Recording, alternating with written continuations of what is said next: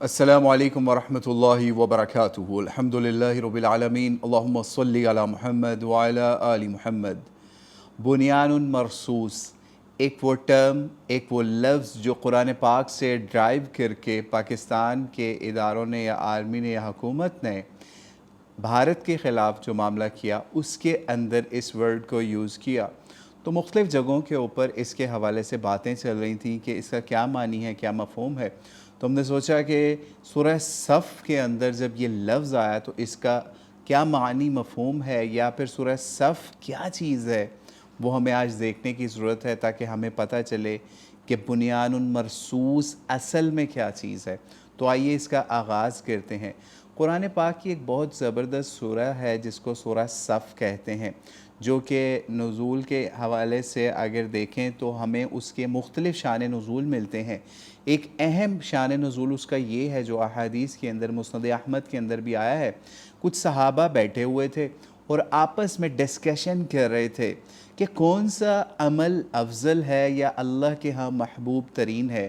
یہ ڈسکشن چل رہی تھی، مذاکرہ چل رہا تھا۔ تو ہوا یہ کہ نبی علیہ الصلوۃ والسلام اس مذاکرے میں ڈسکشن میں نہیں تھے، تو صحابہ نے سوچا یا جو لوگ بیٹھے ہوئے تھے کہ ہم میں سے کوئی جا کے نبی علیہ الصلوۃ والسلام سے اس کا پوچھ لے کہ سب سے ٹاپ کا یا سب سے زبردست اہم عمل کیا ہے اللہ کی نظر کے اندر۔ تو نبی علیہ الصلوۃ والسلام تک وہ نہیں گئے کیونکہ ان کو کچھ معاملہ تھا ان سے کہ نبی علیہ السلام سے ہم کیسے ڈائریکٹ پوچھیں۔ تو ادھر سے سمجھ لیجئے اللہ کی طرف سے نبی علیہ السلام کو یہ اطلاع بھی دے دی گئی کہ یہ معاملہ ہو رہا ہے۔ نبی علیہ الصلوۃ والسلام نے ان سب لوگوں کو ایک ایک کر کے جمع کیا جو یہ مذاکرہ کر رہے تھے، اور نبی علیہ الصلوۃ والسلام نے ان کو اکٹھا کر کے یہ سورہ صف جو ہے اس کی تلاوت کی، اور وہ سمجھ لیجئے ان کو پتہ چل گیا کہ اللہ کے نزدیک سب سے محبوب عمل کون سا ہے۔ اور وہ آیات ابھی ہم پڑھتے ہیں سورہ صف کی تو آپ کو پتہ چل جائے گا کہ اللہ کے ہاں سب سے محبوب ترین عمل اس معاملے کے اوپر کیا تھا۔ اعوذ باللہ من الشیطان الرجیم، بسم اللہ الرحمن الرحیم۔ سبح للہ ما فی السماوات وما فی الارض وہو العزیز الحکیم۔ تسبیح کی ہے اللہ کی ہر اس چیز نے جو آسمانوں میں ہے اور جو زمین میں ہے، اور وہ زبردست ہے یعنی غالب ہے اور حکمت والا ہے۔ یعنی یہ پہلے اللہ نے اپنی دو سمجھ لیجئے صفتیں آپ کو بتا دیں، ہمیں بتا دیں کہ یہ عزیز کون ہے، پاورفل کون ہے، اور حکمت والا اللہ ہی ہے۔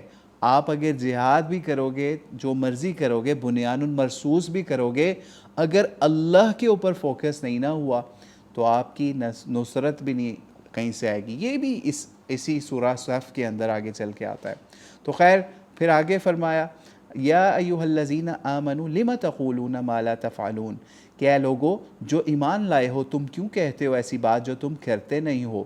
کبر مقتا عند اللہ ان تقولوا ما لا تفعلون، سخت ناپسندیدہ حرکت ہے اللہ کے نزدیک کہ یہ تم کہو وہ بات جو تم کرتے نہیں ہو۔ یہاں منافقین کو ایڈریس کیا جا رہا ہے یا ایھا الذین آمنوا کہہ کے کہ تم لوگ اگر ایمان کے دعوے دار ہو تو پھر وہ کام کیوں نہیں کرتے جس کی تمہیں تمنا ہے، خواہش ہے۔ ٹھیک ہے، آگے یہاں پہ وہ پوائنٹ آ رہا ہے کہ اللہ کو پسندیدہ چیز کون سی ہے جو نبی علیہ الصلوۃ والسلام نے ان مذاکرہ کرنے والے صحابہ کو بھی بتائی۔ آگے فرمایا ان اللہ یحب الذین یقاتلون فی سبیلہ صفا کأنہم بنیان مرصوص۔ ٹھیک ہے، یہ وہ آیت ہے جس سے ہمارے پاکستانیوں نے یہ ورڈ لیا کہ ان اللہ، بے شک اللہ محبت کرتا ہے ان لوگوں سے جو جنگ کرتے ہیں، قتال کرتے ہیں اس کی راہ میں، صف بستہ ہو کر اس طرح کہ گویا وہ سیسا پلائی ہوئی دیوار ہیں۔ تو آپ کو پتہ چل گیا اللہ کے ہاں سب سے محبوب ترین عمل یہ ہے کہ مسلمان اکٹھے ہو کے ایک امت بن کے، فرقہ فرقہ نہیں۔ بنیان مرصوص کا مطلب یہ نہیں ہے، بالکل یہ نہیں ہے کہ امت کو آپ مختلف کنٹریز کے اندر کاٹیں، مختلف باؤنڈریز کے اندر کاٹیں، 50 سے اوپر ان کے ٹکڑے کریں، اور چھٹا دے دیں پوری دنیا کے اندر کہ اب کوئی مسلمان ادھر ہے، کوئی ادھر ہے، کوئی ہندوستان کے اندر مسلمان ہے، کوئی پاکستان کے اندر مسلمان ہے، کوئی سعودیہ کے اندر ہے، کوئی ایران کے اندر ہے، کوئی پاکستان کے اندر ہے، اور اس کے بعد جب ان کا معاملہ کفار سے آئے تو یہ بنیان مرصوص نہ بنے، یہ بنیان مرصوص نہ بنے، بلکہ یہ اکیلے اکیلے کوئی غزہ کے اندر، کوئی ایران کے اندر، کوئی افغانستان کے اندر اکیلے اکیلے لڑے ہوں، اکیلے اکیلے اپنے معاملات کر رہے ہوں. دیٹس ناٹ بنیان مرصوص. ٹھیک ہے، دیٹس جسٹ نیشنلزم. ٹھیک ہے، تو اس لیے بہرحال اگر ہم پاکستان کے اینگل سے دیکھیں تو یہ بنیان مرصوص تو ہمیں ماننا پڑے گا نا، کیونکہ ہم بھی تو کلمے کی بنیاد کے اوپر معرض وجود کے اندر آئے کہ ہم نے کلمے کے نام کے اوپر ایک کنٹری جو ہے اس کو ڈیوائز کیا، اس کو سمجھ لیجئے اچیو کیا، یا پھر ہمارے بڑوں نے لیا. تو ہم اس وجہ سے پھر بنیان مرصوص کہہ رہے ہیں کہ ہم لڑ رہے ہیں کفار سے ایک اکٹھے ہو کے، تاکہ پاکستان کے اندر یہ حکومتوں نے اس لیے یوز کیا تاکہ اسلامی ٹچ دے کے نہ مسلمانوں کو اکٹھا کیا جائے اور وہ اپنے دشمن کو پہچانے، بجائے اس کے کہ مختلف سیاسی جماعتیں اور مختلف قومیتیں بکھری رہیں، ان کو اسلام کے نام پہ ہی آپ اکٹھا کر سکتے ہیں. تو یہ بہت اچھا کام کیا آپ نے، اسلام کا ٹچ دیا اس چیز کو. بہرحال اگر اس کے بعد آپ یہ دیکھیں کہ مختلف سیرمنیز ہوتی ہیں، یعنی پاکستان کو ایک اپیرنٹلی بہت اچھی فتح بھی ملی، ٹھیک ہے، تو سمجھ لیجئے، لیکن بہرحال نقصان بھی اٹھایا ہمارے ٹارگٹ، ان کے مطابق انہوں نے بہت سے ٹارگٹس بھی اچیو کیے پاکستان کے اندر، وہ ہمیں پتہ ہے. ہماری مساجد سے بڑا تو کوئی نقصان نہیں ہے.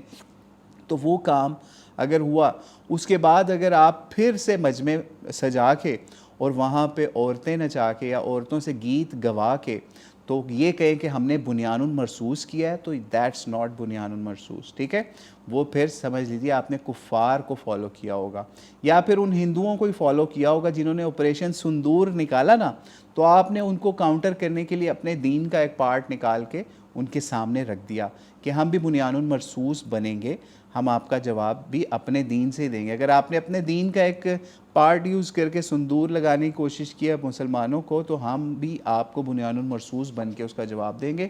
بہرحال جواب بہت اچھا دیا گیا. اللہ سے دعا ہے جو بھی شہداء ہیں اللہ تعالیٰ ان کی مغفرت کرے، ان کو درجات بلند کرے. بہرحال اللہ تعالیٰ ان کو شہادت کے اعلیٰ درجے دے.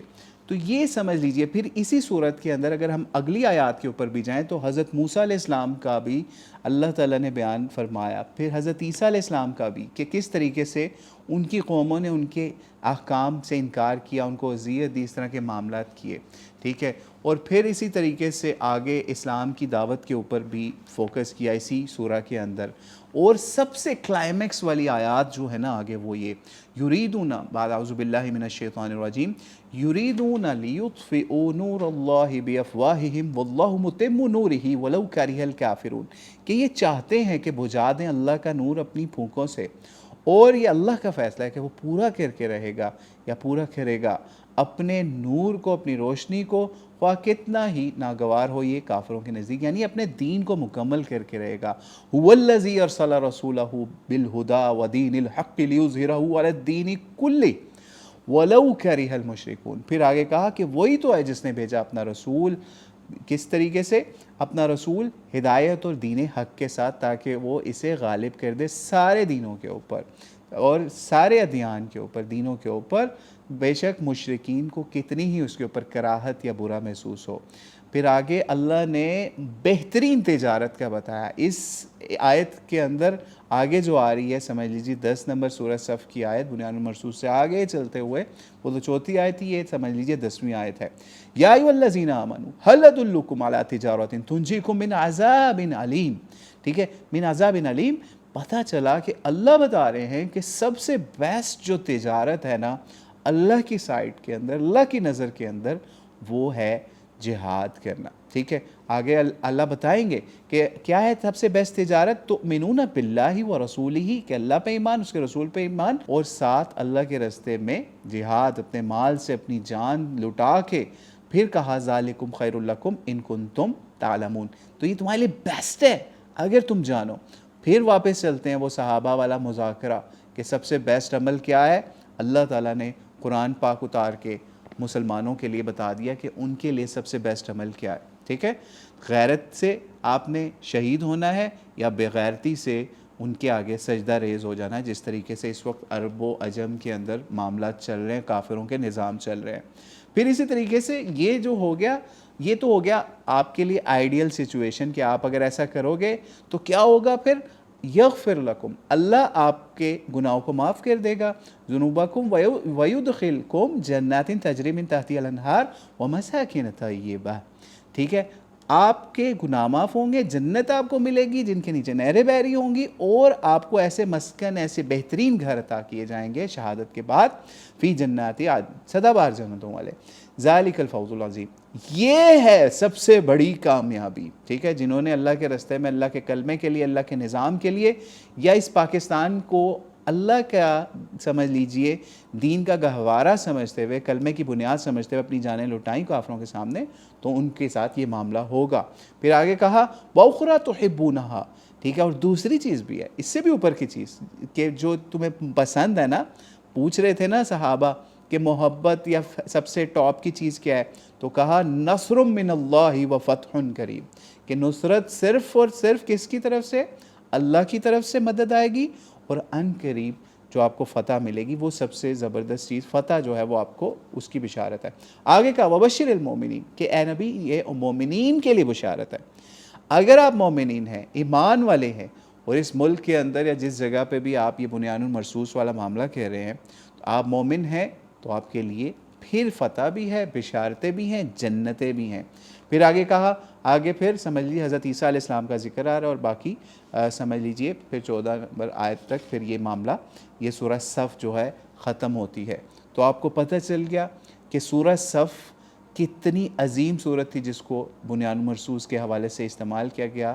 اللہ تعالیٰ سے دعا ہے اللہ تعالیٰ ہمیں مسلمانوں کو حقیقی طور پہ بنیان المرصوص بننے کی توفیق عطا فرمائے، مسلمان امت بنے، نہ کہ نیشنلزم کے فرقہ واریت میں بٹے رہیں، اور سارے بیل دیکھتے رہیں کہ شیر آ کے کس بیل کو کھاتا ہے، اور دوسرے بیل اس کا تماشا دیکھتے رہیں کہ نہیں وہ کالا ہے، وہ سفید ہے، وہ عرب ہے، وہ عجم ہے، وہ ایرانی ہے، وہ غانی ہے۔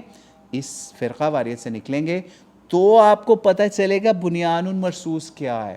اللہ تعالیٰ سے دعا ہے اللہ تعالیٰ مسلمان امت کو بنیان المرصوص بننے کی توفیق عطا فرمائے، اور وہ نبی الاسلام کے دور میں جائیں اور سمجھیں کہ بنیان المرصوص کیا تھا، اور آج مسلمان امت کے کتنے ٹکڑے ہیں، اور کیا ہم واقعی بنیان المرصوص بنے ہیں کفار کے آگے۔ واللہ عالم الصواب۔ السلام علیکم ورحمۃ اللہ وبرکاتہ۔